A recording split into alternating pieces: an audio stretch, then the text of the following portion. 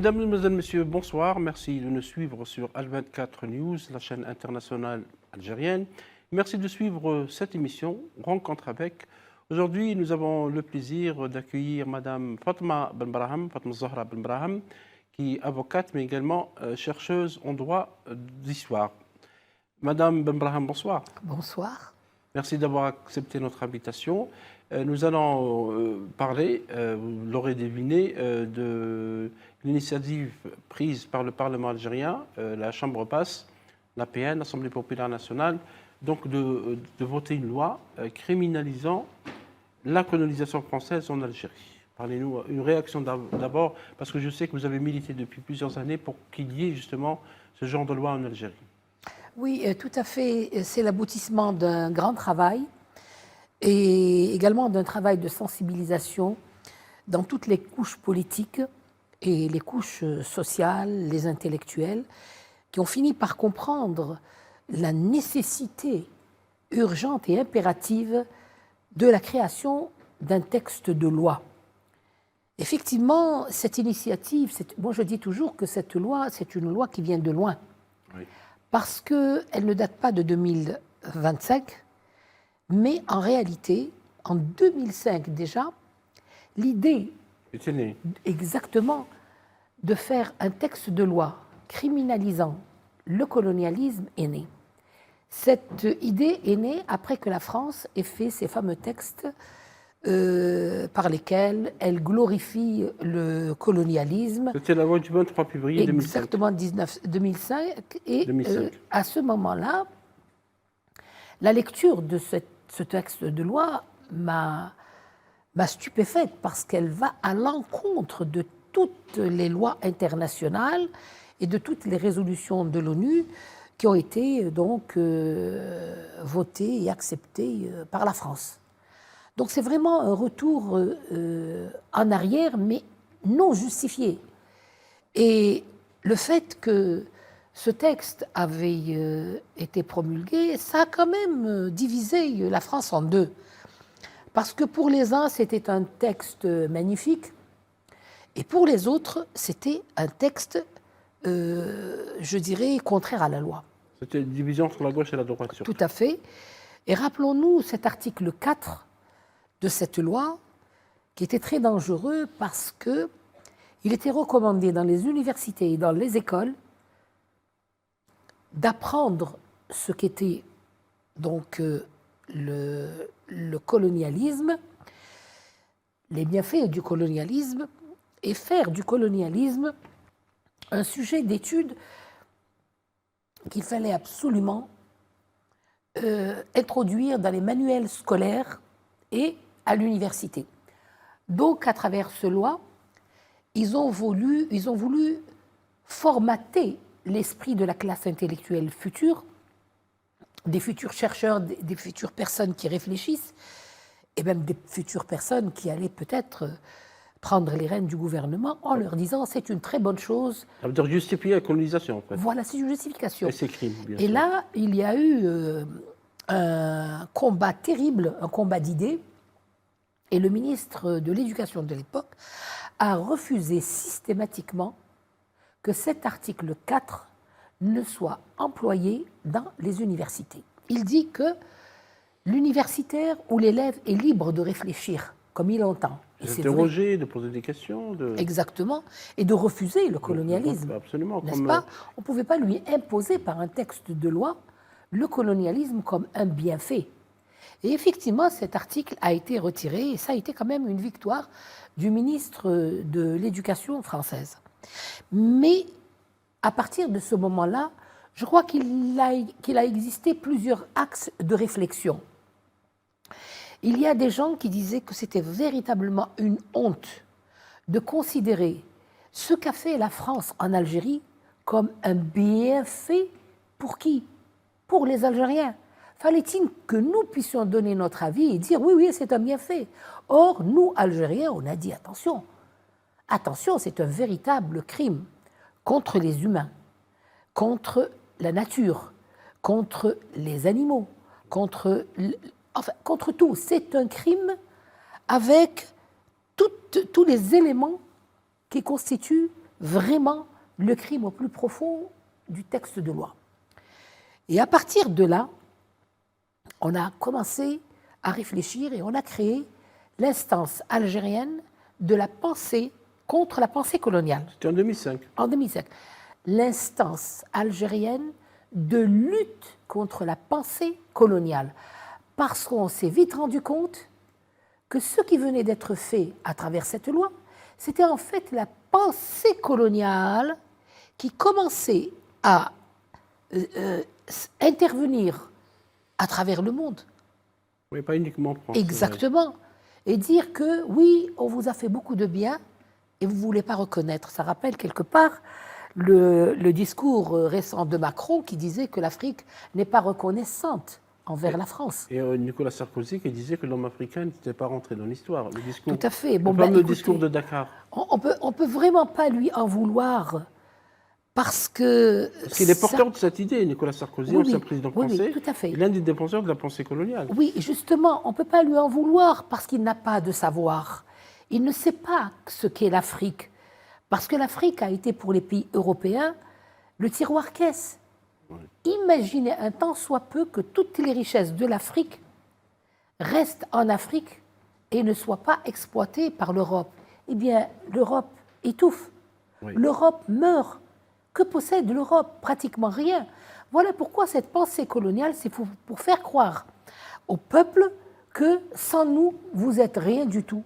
La France, c'est la plus forte et vous, vous êtes les plus faibles. Oui. C'est ça la pensée coloniale. Elle est pernicieuse hein, parce que le colonialisme de 1830 à 1962, c'est un acte matériel.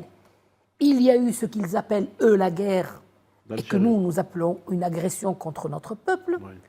Eux qui nous disent, vous êtes des félagas, des terroristes, et nous, on dit que nous sommes des combattants de la liberté, on veut libérer, voilà, et des résistants. Donc, vous voyez que le discours est biaisé entre l'Algérie et la France.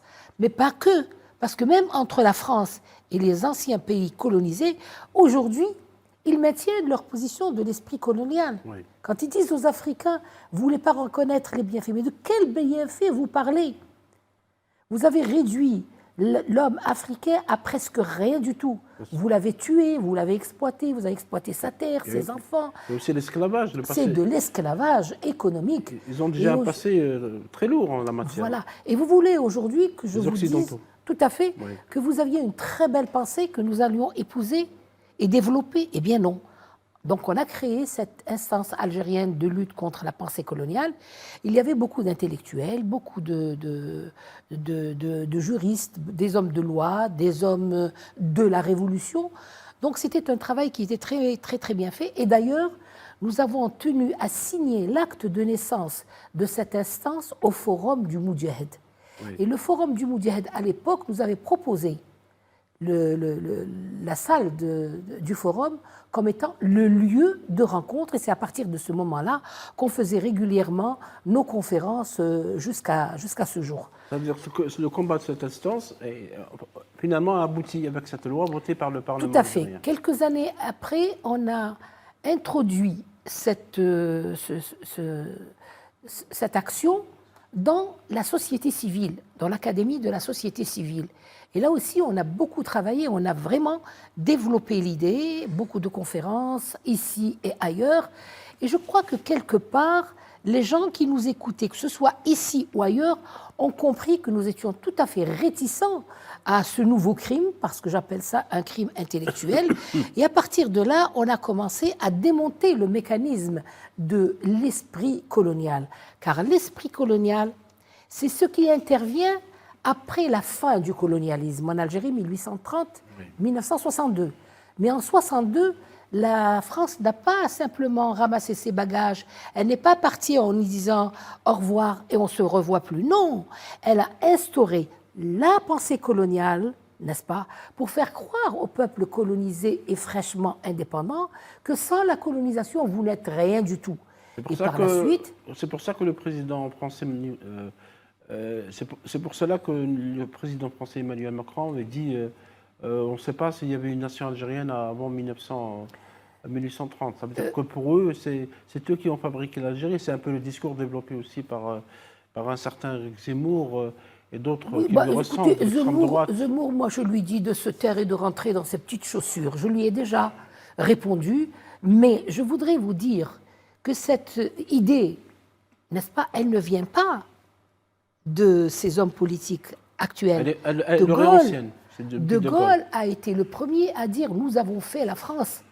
Mais où étais-tu, toi, De Gaulle, lorsque l'Algérie nourrissait la France, lorsque l'Algérie était une puissance, lorsque l'Algérie avait ses rois?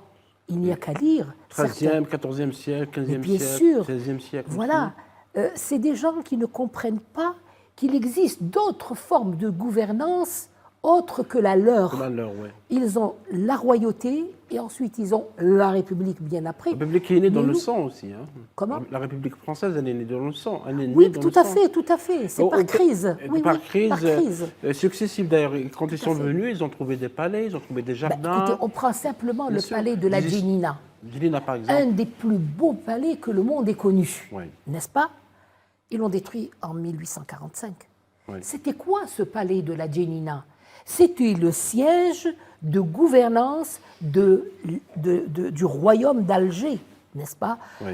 On a bien un roi qui s'appelle Shir Selim Toumi. Bon. Absolument. Sauf que notre type de gouvernance n'est pas le même que le leur. Eux, ils ont le roi, ils ont tout ça.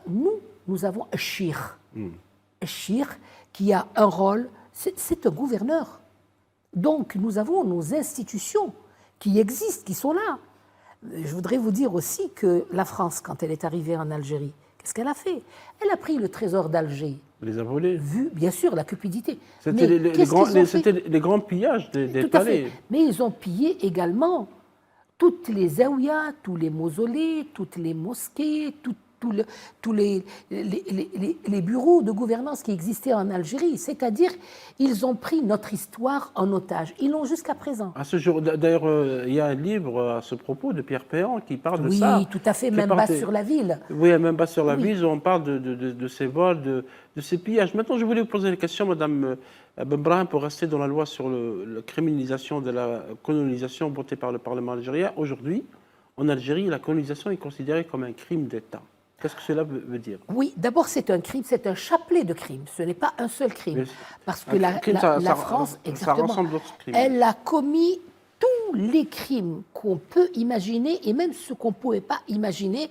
D'ailleurs, je viens de découvrir trois autres crimes qui sont passés sous silence en France, par exemple. n'est-ce pas?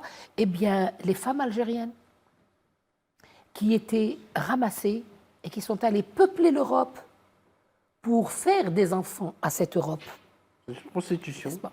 Obligé à la prostitution. Non, ce n'était pas une prostitution. Oui. Il les prenait, il choisissait les plus belles, évidemment, les plus vigoureuses, et il les emmenait par bateau en Europe pour qu'elles se marient et qu'elles peuplent l'Europe. C'est-à-dire que leurs enfants n'étaient pas des bâtards, non.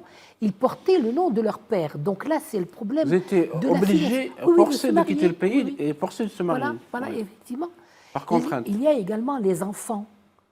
Beaucoup d'enfants ont été pris, soit pour travailler, soit pour les mettre dans des familles avec le système de l'adoption. Plus tard, on aura l'adoption pleine et l'adoption simple, n'est-ce pas? Ils les ont fait adopter. Et à titre d'exemple, je vais vous donner quelque chose que peut-être beaucoup de gens ne savent pas. Massu, il était en Algérie. Le général Massé. Il n'avait pas d'enfant. Il avait, quand il est venu avec sa femme, il avait dans sa 4 chevaux ou 2 chevaux, je ne sais plus quoi, une oie. Oui. Donc il est venu avec ce volatile et il en a fait son enfant. Mais quelque temps après, qu'a-t-il fait? Il a tué un Algérien et lui a pris son fils qui s'appelait Abdelkader. Il l'a élevé, il l'a considéré comme son propre fils. Il a tué le père d'une autre fille, n'est-ce pas, Fatima, et il a également adopté comme étant sa propre fille et il les a mariés. Ça, c'est pour vous dire que le criminel le plus connu de la France coloniale, n'est-ce pas, a essayé de se faire une famille à travers les enfants de Chouhada qu'il a pris à partir d'Alger. Et ça, c'était un crime colonial. Tout à fait. Comme Et les c'est autres. un très gros crime. Et maintenant que la colonisation est considérée comme crime d'État en Algérie, Oui. est-ce qu'il y a des conséquences? Bien sûr, pour la France, pour le pays colonisateur. Alors, qu'est-ce que ça veut dire un crime d'État? Alors, pour le crime d'État, il faut aller vers une thèse selon laquelle les Français ont beaucoup parlé de cette thèse. Ils ont beaucoup voulu l'instaurer dans l'esprit des Algériens. On vous dira que nous, on n'a pas tué. Non, nous, on n'a rien fait. On s'est défendu simplement. Mais s'il y a des gens qui sont morts, des exactions, etc., eh bien, c'est des actes séparés. Ah oui. Ce ne sont pas les actes de l'État. Des actes isolés. Mais des actes isolés. Mais nous, on leur dit, attention, quand vous avez signé le 16 mars 1956 une loi qui permettait l'utilisation de la torture jusqu'à la mort, Ouais. ça c'est l'État. C'est votre Parlement qui l'a signé. C'est le président du Conseil qui a donné son accord pour que cette loi soit établie à ce moment-là et qu'elle soit mise en exécution immédiatement. Le pouvoir de police donné à l'armée aussi. Voilà, par exemple. 1956 aussi. Toujours, c'était à la même période. Oui. Donc, qu'il m'explique simplement comment l'État est étranger à ce type de crime. Eh bien non, parce que ce sont des décisions de l'État, et donc l'État est responsable. Vous savez que, en tant qu'avocat, en tant que juriste, évidemment, je fais beaucoup de recherches et je vais piocher dans les procès, dans les grands procès qui se sont déroulés du côté de la métropole. J'ai deux grands procès. Il y a le procès de Djamila Boubacha.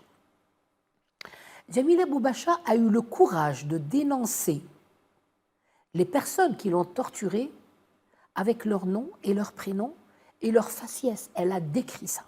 Quand le procès était en Algérie, il était latent. Oui, évidemment. Quand il a été transposé en France, là, les choses ont évolué. Mais elle n'a pas fait le procès des militaires seulement. Elle a fait un procès, donc, à l'armée française, au ministre de la Justice et au président de la République française. Oui. Donc, ce lien, c'est quoi? C'est dire simplement que les faits qui ont été réalisés par vos militaires, c'était des instructions militaires. Et ces instructions militaires sont arrivées par le biais du ministre de la Guerre.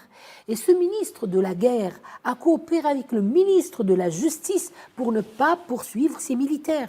Et l'État français, qui est dirigé par le président du Conseil ou un président de la République, a couvert tous ces crimes. Donc, c'est ça le crime d'État. Je vais vous donner un autre exemple pour mieux comprendre. Lorsque Papon a été jugé pour le problème des enfants de la Shoah, Maurice Papon était préfet de Paris. Oui, C'était à son mais- époque qu'il y a eu les massacres du 17 octobre, du 17 octobre. 1961. Mais il a été ici en Algérie Il pour était l'UME préfet à 45, Constantine etc. aussi. etc. À Constantine. C'est l'homme des sales besognes. Donc, quand la question du 17 octobre s'est posée, bon, je passe sur les... Parce que c'est très intéressant, mais on risque de prendre beaucoup de temps, ou peut-être on va le dire. Lorsqu'il était jugé par les enfants de la Shoah, concernant le problème des Juifs et donc de la France qui a donné les Juifs au nazisme, n'est-ce pas? L'Holocauste. Oui, bien sûr. Donc, qu'est-ce qu'il a fait?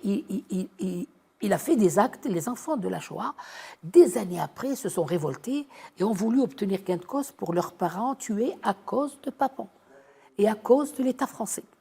Et donc, il y a eu ce grand procès et nous avons Jean-Luc Einaudi, n'est-ce pas, qui est notre ami. Historien. Voilà. Il est mort, mais il est mort avec toute la fierté qu'on peut lui reconnaître, n'est-ce pas? Il avait accusé Papon, par la même occasion, d'avoir fait ça également pour le 17 octobre. C'était d'ailleurs le premier Voilà. qui a parlé de ce Exactement. massacre. Il y a eu un procès. Il y a eu un grand procès en France. Papon a fait un procès en diffamation à Jean-Luc Einaudi. Et Jean-Luc Einaudi a obtenu gain de cause. Et le tribunal a reconnu effectivement que Papon a été l'auteur de plusieurs crimes qu'il a laissé faire ses policiers, etc. Parce qu'à l'époque, il a reçu des ordres du ministre de l'Intérieur. Bravo. Roger Et Frey. du président de la République aussi. Du président, Oui, ils étaient tous d'accord pour qu'il Tout à fait. Alors, ce qui est les important, Algériens qui ont manifesté à Paris. tout à fait. Ce qui est important et intéressant dans cette position juridique, c'est que le tribunal a conclu à ce que Papon était complice d'un crime contre l'humanité. Contre L'humanité. l'humanité Contre d'abord. l'humanité. Contre l'humanité. La Cour d'appel a confirmé, la Cour suprême également. Donc voilà, juridiquement, une notion qui vient de surgir. C'est quoi un crime contre l'humanité? Qui commet le crime contre l'humanité? Eh bien, celui qui l'a commandé, à savoir l'État français. Mais pourquoi, dans le procès, on parle de complicité? Si on parle de complicité dans un crime, cela suppose que l'auteur existe. Bien sûr. Et dans cette affaire, c'est qui l'auteur? Eh bien, c'est l'État français. C'est l'État français. Et voilà pourquoi la notion de crime d'État a commencé à voir le jour. D'ailleurs, Maître Vergès en a été le premier, et j'ai travaillé avec lui à l'époque sur la notion de crime d'État avec Maître Zertal, mon ancien patron. Donc, la notion de crime d'État a commencé à voir le jour. Et beaucoup ont suivi cette notion de crime d'État. Aujourd'hui, elle est plus concrète et plus connue par les présidents qui ont couvert tous ces crimes. Et là, elle est consacrée dans la loi en Algérie. Vous aurez remarqué, Madame Benbraham, que la loi sur la criminalisation de la colonisation votée par le Parlement algérien a suscité des réactions en France, notamment de la droite, y compris du ministère des Affaires étrangères français, qui a considéré ça comme un acte, entre guillemets, d'hostilité. Comment vous expliquez ces réactions à une loi d'un État souverain? Je vous remercie beaucoup d'avoir parlé du ministre des Affaires étrangères. Eh bien, le ministère des Affaires étrangères s'est toujours mêlé de nos histoires. Lorsque nous avons créé donc l'instance algérienne de lutte contre la pensée coloniale, notre but n'était pas de nous taire. On a fait un texte que nous avons présenté à un de nos amis qui était député. Il avait fait trois mandats. Il s'agit de Abdi, Moussa Abdi. Et celui qui lui a apporté, parce que le premier texte, il a été fait dans mon cabinet, mais ça a pris un peu de temps parce que j'ai essayé de le faire lire par M. Mahfoud Qaddash. On l'a envoyé à plusieurs historiens de telle sorte à ce qu'on ne se trompe pas. C'était nos pères, on leur demande leur avis et l'avis était positif. Ça a pris beaucoup de temps, mais quand même, nous avons réussi à le faire donc décortiquer et certains ont ajouté quelque chose, etc. Donc le premier texte, nous l'avons fignolé et c'est en 2010 qu'il a été présenté au Parlement algérien. Mais la spécificité de ce texte a eu un chemin différent du chemin classique. C'est-à-dire, au lieu que ce soit les ministères qui le proposaient, toute la grande valse dans les ministères, on a dit non. Ça, c'est une loi qui a été initiée par le citoyen. C'est lui qui réclame ses droits à travers cette criminalisation de l'acte colonial. Et donc, on a demandé à Moussa Abdi de le faire passer par les députés. Il y avait un certain nombre, et vous savez, quand un certain nombre donne son avis sur le texte doit être discuté au niveau de la PN. Et alors là, le ministre des Affaires étrangères, c'était Kouchner. Bernard Kouchner, français, oui. Et il est venu en Algérie. Dès qu'ils ont entendu parler de ce dépôt de texte, ils ont été pris par une folie... Panique. Oui, une panique extraordinaire. Il est venu très vite. Et donc, il a discuté avec son homologue, qui était pas son homologue, il a discuté avec le Premier ministre de l'époque, et il s'est passé quelque chose. C'était Ahmed Yahya à l'époque. Exactement. Il s'est passé quelque chose entre eux.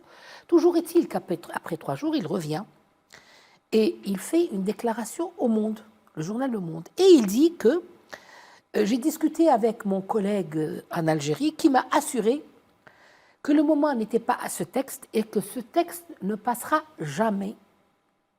Je ne sais pas s'il voulait dire jamais pour la session parlementaire ou jamais définitivement. Mais on n'a pas abandonné cette idée. Le texte n'a pas été discuté au niveau de l'APN, mais il existe, gelé, et dans quelques jours, quand nous passerons le cap de la deuxième chambre, eh bien, on va le montrer au peuple algérien pour dire que nous ne nous sommes jamais arrêtés et que notre travail a été un travail de longue haleine. C'est pour ça que je dis c'est une loi qui vient de loin. Aujourd'hui, c'est une loi qui est venue au temps opportun. Pourquoi? Parce que tous les Algériens savent que les crimes coloniaux, que l'imagination peut configurer, ont été faits en Algérie. Nos enfants sont nés et ont grandi avec ce nationalisme, avec cette historiographie, mais développée par le langage, par l'histoire. Le soir, nos parents nous parlaient. On posait, et l'oncle tel, et où il est? Ben, il a disparu. Comment ça, il a disparu? Eh bien, c'est l'armée française. Et tel autre, il a été tué. Et tel autre, il a été coupé en morceaux. Vous savez, quand on est jeune et qu'on entend ça, on ne l'oublie pas. Bien sûr, On ne l'oublie pas. Oui, ça reste dans la mémoire. Ça aussi, c'est un esprit de décoloniser notre histoire. Ça se fait aussi par la transmission, parce qu'il Oui, faut aussi écrire l'histoire. On continuera ce débat, Madame Benbrahim, très passionnant sur l'histoire, après cette pause. Merci de nous suivre sur Al24 News et suivre cette émission Rencontre avec. Nous avons le plaisir d'avoir avec nous ce soir Madame Fatma Benbrahim, avocate et chercheur en droit d'histoire, et nous parlions de la loi sur la criminalisation de la colonisation votée par le Parlement algérien. Ma question, Madame Benbrahim, pour poursuivre ce débat, c'est que en France, on a prétendu qu'il n'y avait pas d'ancrage juridique, qu'il n'y avait pas de base légale. Or, on sait, et vous avez beaucoup insisté sur cette question, on sait, et vous avez beaucoup insisté sur cette question, sur une résolution qui a été votée juste avant l'adoption le 24 décembre 2025 par le Parlement algérien de la loi. C'est la résolution 80-106 qui consacre le 14 décembre Journée internationale contre le colonialisme sous toutes ses formes et dans toutes ses manifestations. Donc il y a bien une base légale au niveau international. Bien sûr, cette résolution s'ajoute à la célèbre résolution de 1960, la 15-14. Eh bien, effectivement, quand je dis que c'est une loi qui vient de loin, je sais de quoi je parle. Et loin, si on se réfère simplement à la date de 1960, c'est avant l'indépendance. Oui. Et effectivement, la résolution du 14 décembre,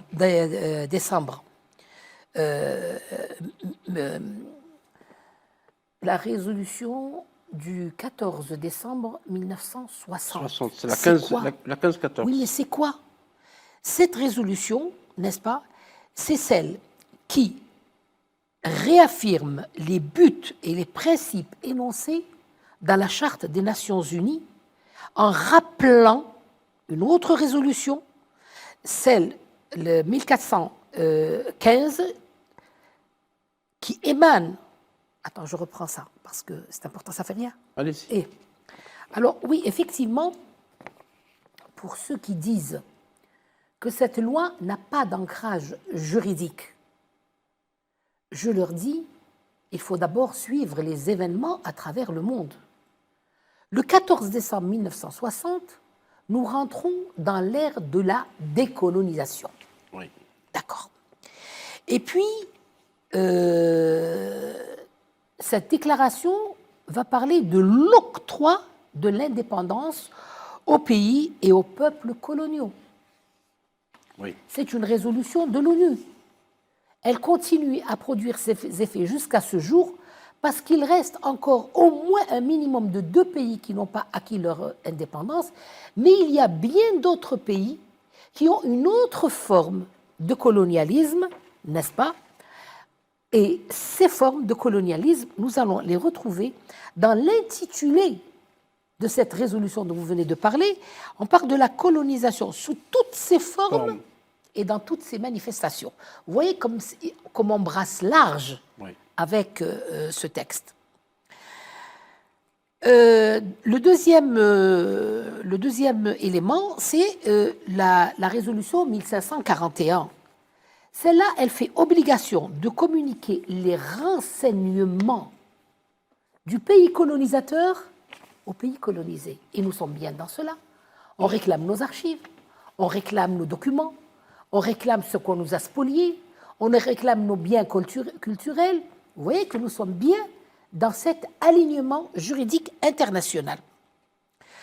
Également, nous avons la résolution 2625 du 24 octobre 1970 qui contient les déclarations relatives aux principes du droit international, nous sommes bien dans le cadre d'un droit international, touchant les relations amicales et la coopération entre les États conformément à la Charte des Nations Unies, et rappelant également ces résolutions sur les décennies internationales de l'élimination du colonialisme. Qu'est-ce que ça veut dire? Ça veut dire que ce texte, c'est un texte qui avance doucement dans sa rédaction et dans sa conception.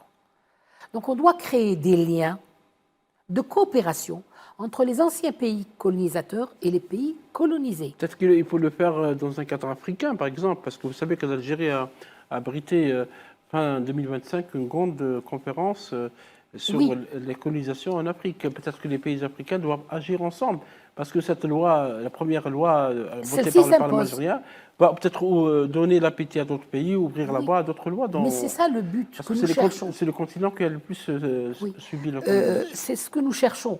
Donc ce texte va servir tous les anciens pays colonisés.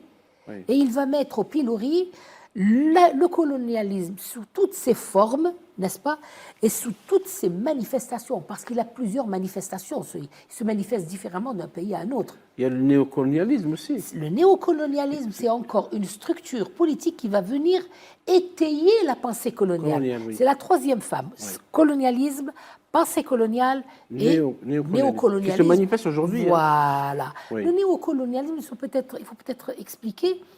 Quand un pays est indépendant, vous avez vu que la France, par exemple, si on parle de la France coloniale, elle va se précipiter pour mettre à sa tête un président qui est malléable à outrance, c'est-à-dire un homme de main qui leur appartient, qui va exécuter la politique française tout en étant, si on prend le cas de l'Afrique, africain, mais il y en a d'autres, il y a d'autres pays, n'est-ce pas? Il va être à la solde et son peuple va connaître un néocolonialisme, c'est-à-dire un colonialisme de l'intérieur qui va les maintenir dans la même position dans laquelle ils étaient pendant la colonisation, mais ce président va être un des leurs. Et vous avez vu, il y en a quelques-uns actuellement qui font plus de mal à leur peuple qu'autre chose. Alors, il y a un passage qui me plaît beaucoup dans ce texte. On dit que c'est-à-dire que les Nations Unies constatent avec préoccupation que plus de 60 ans après l'adoption de la déclaration sur l'octroi de l'indépendance aux pays et aux peuples coloniaux, les dispositions énoncées dans la déclaration ne sont pas pleinement appliquées. Oui. Ça veut dire que la déclaration, les autres déclarations dont on a parlé, n'est-ce pas, qui sont des déclarations donc, qui sont devenues universelles, eh bien, il y a encore des réticences quant à leur application. Mais la cerise sur le gâteau, c'est un mot qui va venir. Consciente que le colonialisme, qui a commencé il y a 500 ans, ça, vous voyez, oui. Jusqu'à quel âge on renvoie le colonialisme? À 5 siècles. Voilà, on peut discuter du colonialisme qui s'est manifesté par... 17e, 18e voilà, siècle. Oui. Il y a quand même 500 ans. Avec la traite. La traite des esclaves et ses conséquences durables. Voilà les mots qu'il faut toujours analyser quand on fait de la recherche dans le droit de l'histoire.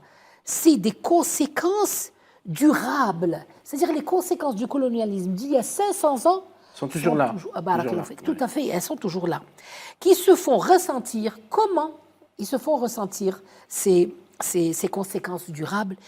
Eh bien, dans le monde entier, d'abord, elles sont très mal connues et condamnant avec la plus grande fermeté les crimes commis durant l'heure coloniale. Donc, si aujourd'hui, on fait un texte en Algérie qui va dans le sens de cette résolution, c'est-à-dire qui s'applique le crime colonial durant la colonisation, eh bien, nous sommes dans l'espace et dans le temps révolu, plutôt accordé dans ce texte de loi international. Et pourquoi la France craint le texte, la loi algérienne? Et pourquoi il y a cette réaction négative? Ils ont peur de quoi?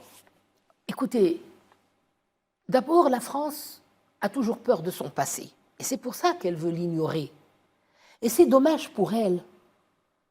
Elle a vécu sur le mensonge depuis des décennies et des décennies et des décennies.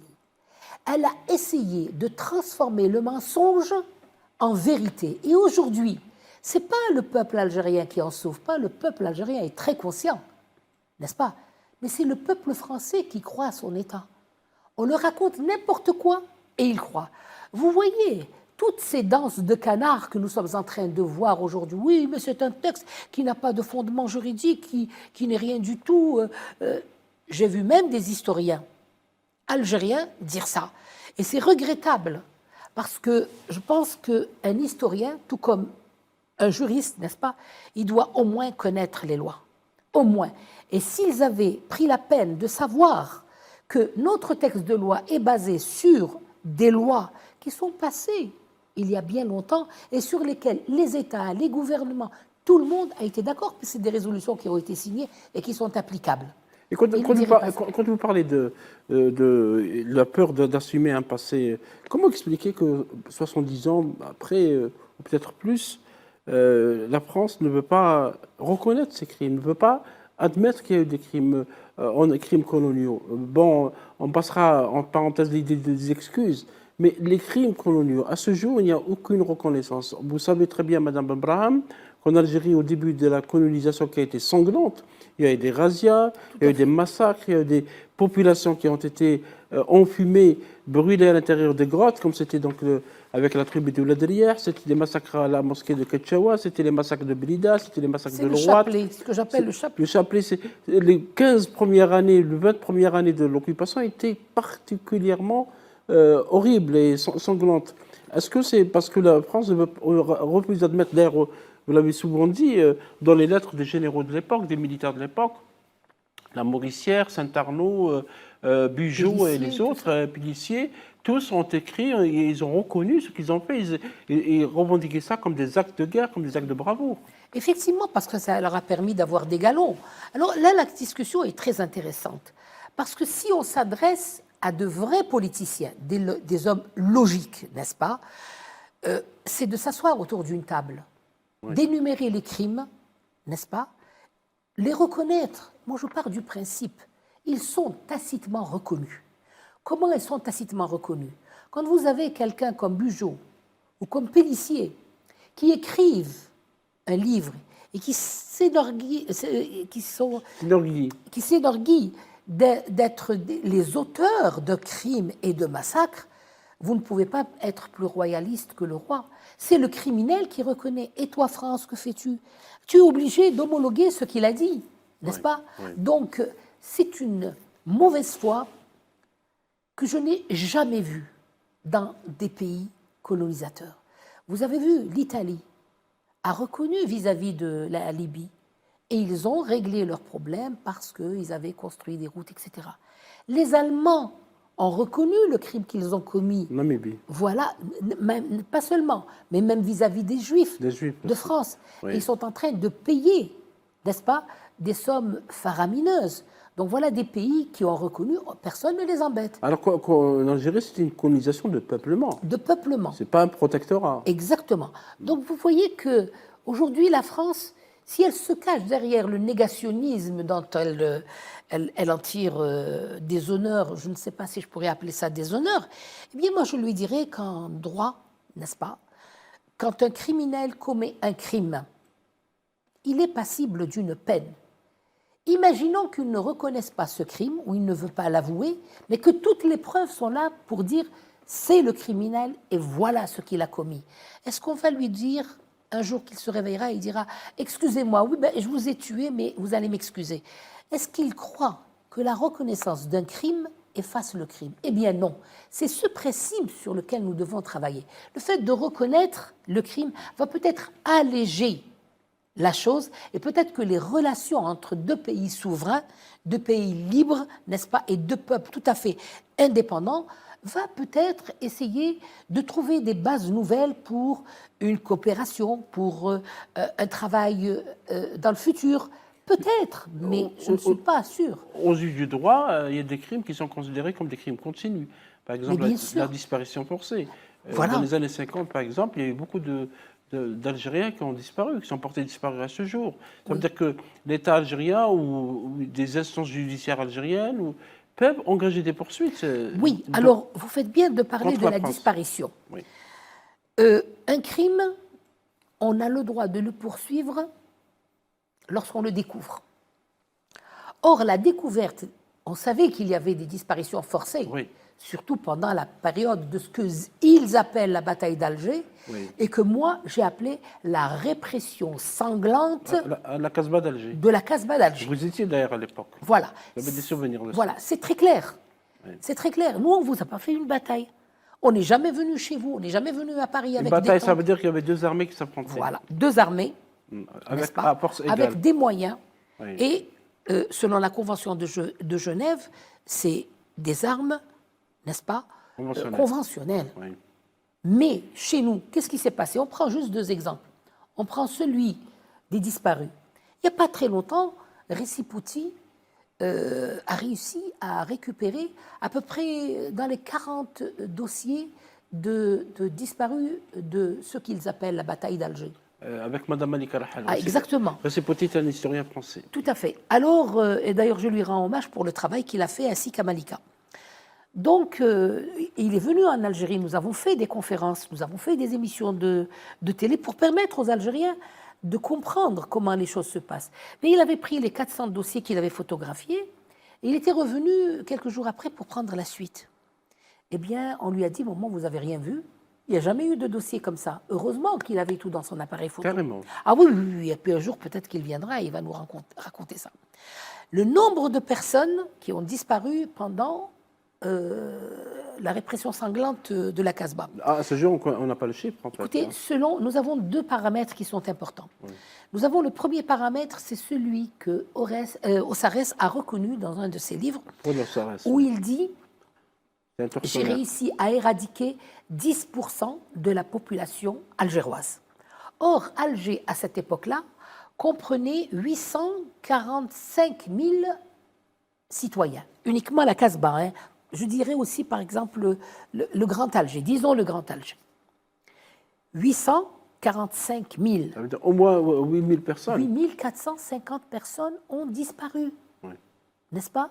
Sous la torture, sous différentes formes de moyens. Après, on va peut-être consacrer une émission entière à cette... Et il y a, comme vous l'avez si bien dit, le crime continu.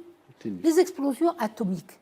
Vous savez que l'explosion atomique, en principe, on ne connaît ses effets que 60 ans après. Et nous sommes dans le nord.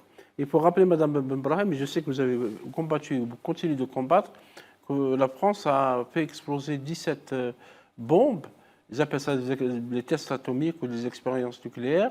Certaines égalent ou dépassent la puissance des bombes d'Hiroshima et oui. de Nagasaki au Japon, lancées par l'armée américaine. Et à ce jour, la France refuse de décontaminer les lieux, de donner les cartes des sites, attention, etc. La France est très maligne, mais comme on dit chez nous, à malin, malin et demi. Parce qu'il y a eu déjà plusieurs commissions qui sont venues de l'AIEA pour enquêter sur ce qui se passe encore comme effet atomique sur notre sol. Les effets radioactifs. Et chaque fois qu'un rapport démontre qu'il y a des conséquences radioactives encore présentes, la France refusait le rapport. Oui, l'AIEA, c'est l'Agence internationale de l'énergie atomique. Alors vous allez me dire que cherche la France, parce que j'entendais un historien pour qui j'avais beaucoup de respect, mais qui m'a terriblement déçu. Apparemment, il ne connaît pas le sujet. Il dit, oui, la France a essayé de décontaminer, mais l'Algérie ne lui a jamais permis. En fait, ce n'est pas vrai. La France n'a jamais eu une intention de décontaminer parce que les moyens sont colossaux, qu'elle nous montre ses moyens, qu'elle nous montre ses hommes, et après, on va peut-être collaborer ensemble. Oui. Chose qu'elle n'a jamais faite. Mais en fait, qu'est-ce qui se passe? L'idée sous-tendue, c'est quoi?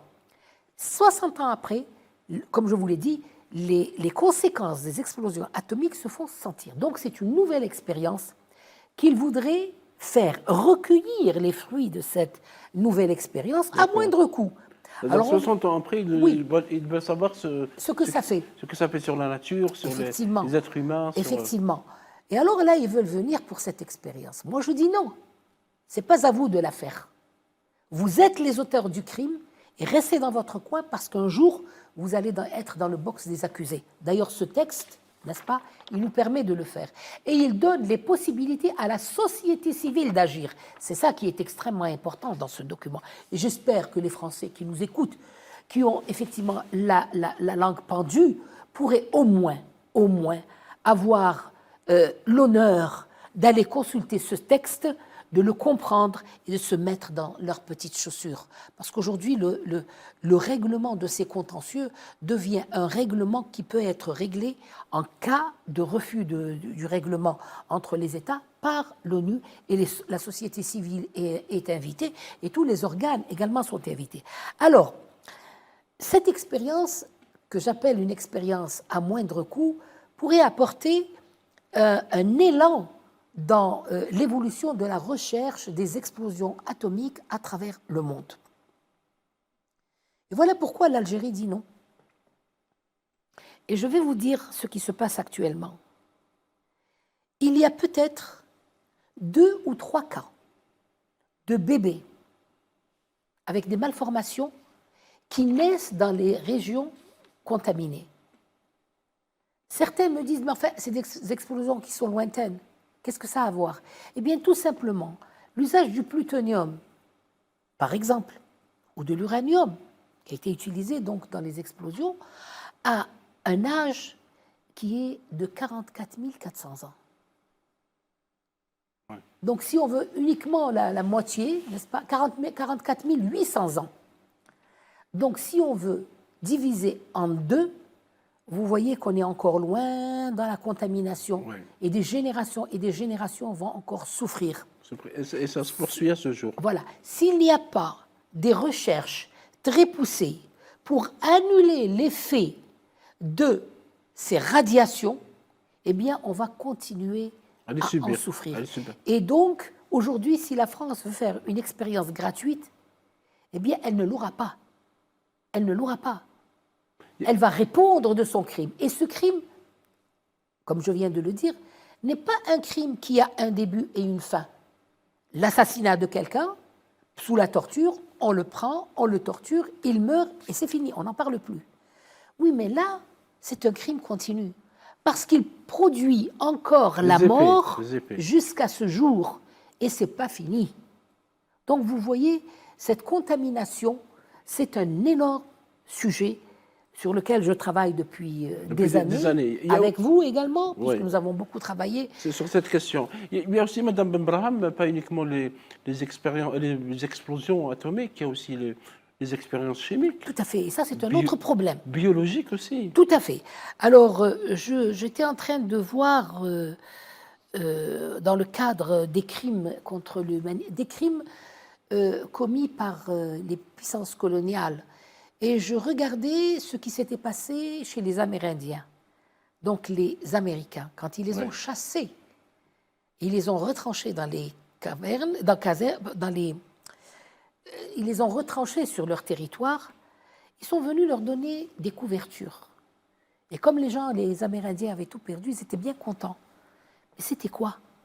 C'était des couvertures contaminées, qui contenaient un virus pour les tuer et les exterminer en toute souplesse. Et ce nouveau crime que j'ai découvert entre ce matin et hier m'a ouvert des horizons pour dire que s'est-il passé en Algérie. Rappelez-vous, on disait il y avait le typhus, il y avait ceci, il y avait cela. C'est des armes biologiques. Exactement. Est-ce que ce n'était pas des crimes provoqués? Oui. Voilà. Alors on arrive à une période plus moderne où le crime, par ses produits, par ses moyens, n'est-ce pas? Eh bien, ils l'ont utilisé en Algérie. Ils ont utilisé tous les moyens. La guerre biologique, les expériences sur les humains, les expériences sur les animaux, les expériences sur la nature. Et combien d'expériences chimiques ont-ils fait? Ils ont aussi utilisé les armes chimiques, notamment contre les grottes de l'Est algérien, dans les Aurès, en Kabylie aussi. Oui, ça c'était quelque chose. D'ailleurs, on a également fait une conférence ici à Alger avec Lafaille, qui a parlé des grottes. Mais ce jour-là, il y avait l'ancien ministre de l'Intérieur qui était présent. Dahou el-Qabliya. Exactement. Et Dahou el-Qabliya nous a fait une révélation extraordinaire. Il a dit oui, effectivement, nous, on ne savait pas ce que c'était, mais à Sidi Fredj, la plage de Sidi Fredj, un peu plus, un peu plus profondément, on a repéré des bidons. Nous avons sorti quelques-uns, nous avons essayé de savoir quelle était la composition, mais nous n'avons jamais rien compris. Et Lafaille dit que ces bidons, qui étaient des bidons de la mort, n'est-ce pas, avaient été distribués aux militaires de l'époque à une brigade spéciale, pour les mettre dans l'entrée des grottes. Alors quel effet ça faisait? Vous voyez, le crime, comme je vous dis, il est dans ces manifestations, comme le dit le texte, toutes ces manifestations. Il avait pour objet d'obstruer les grottes algériennes où vivaient les moudjahidines, et parfois c'était des écoles, des familles qui étaient sur place, des hôpitaux, etc. Eh bien, tout simplement, ce gaz étouffait, et les gens, soit ils restaient et ils mouraient asphyxiés, soit ils sortaient, et là, ils avaient une bave extraordinaire qui coulait. C'était vraiment des zombies, et ils mouraient devant les grottes. Alors, qu'est-ce qu'ils ont fait après? Ils les ont emmurés. Ça veut dire qu'il y a encore des milliers d'Algériens qui sont morts dans ces grottes, et peut-être qu'un jour, on aura les moyens pour faire des recherches d'ouvrir ces grottes, de sortir. Il y a eu quelques-unes qui ont été ouvertes. Ils ont retrouvé donc des corps et, en plus de ça, des cartes d'identité ou des documents qui ont identifié le corps. Donc vous voyez que la recherche des crimes contre l'humanité et des crimes coloniaux se poursuit. Et c'est pourquoi le texte, il est magnifique. Oui, le texte, il est magnifique. Cette résolution a été adoptée par l'Assemblée générale, mais elle porte sur une journée internationale contre le colonialisme, toutes ses formes et dans toutes ses manifestations. Ça veut dire le 14 décembre de chaque année, toutes les années. À partir de cette année, à partir de 2026. Ça veut dire 2025. Ça veut dire tout simplement que le crime colonial, n'est-ce pas, a été reconnu sur le plan international, que notre texte, qui est venu le 24 décembre, n'est-ce pas? Le même mois. Exactement. Eh bien, il s'est inspiré des discussions de l'Assemblée générale, et tous les moyens qui sont dans ce texte sont des moyens justes, historiquement justes, légaux, et personne ne peut aujourd'hui nous dire que ce texte ne répond pas au droit international. Merci beaucoup, Madame Boubraham, pour cet éclairage sur cette loi sur la criminalisation de la colonisation, sur le passé colonial français. Et bien sûr, il y aura d'autres débats, d'autres discussions, parce qu'il y a beaucoup de dossiers encore qui n'ont pas été ouverts par rapport à ce passé criminel de la colonisation française. Je rappelle, Madame Boubraham Fatmazahra, que vous êtes avocate et chercheur en histoire. On vous retrouvera sûrement dans d'autres émissions. Merci d'avoir accepté C'est moi qui vous remercie. Notre invitation. Merci à vous. Et merci à vous de nous avoir suivis. Et à très bientôt.